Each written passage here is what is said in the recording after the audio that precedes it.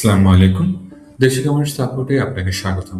এই ভিডিওতে আমরা দেখব আমাদের ইউজার এবং পারমিশন এর অ্যাক্সেস গুলো কোনগুলো কতটুকু হবে এবং এটার লগ গুলো আমরা কিভাবে চেক আউট করতে পারি।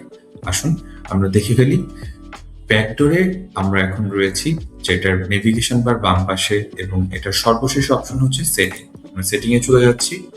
এরপর এখানে 5 নাম্বার অপশনটি দেখতে পাচ্ছি ইউজার্স এন্ড পারমিশন। যেহেতু আমি একটা স্টার্টার প্যাকে আছি, এখানে আমার একটা ইউজারই শো করছে। যদি আমি অ্যাডভান্স প্যাকে যেতাম, আমার এখানে সর্বোচ্চ 3টা ইউজার ওনার শো করতো। এখানে আমি 3টা ইউজার এখানে আমরা ব্যবহার করতে পারতাম। যেহেতু আমার স্টার্টার প্যাক, সেহেতু এখানে আমাকে আর স্টার্ট করার সুযোগ নেই।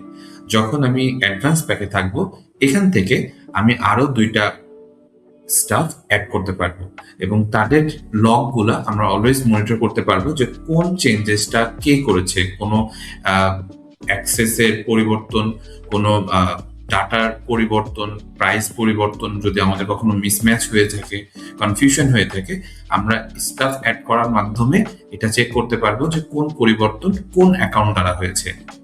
Thank you.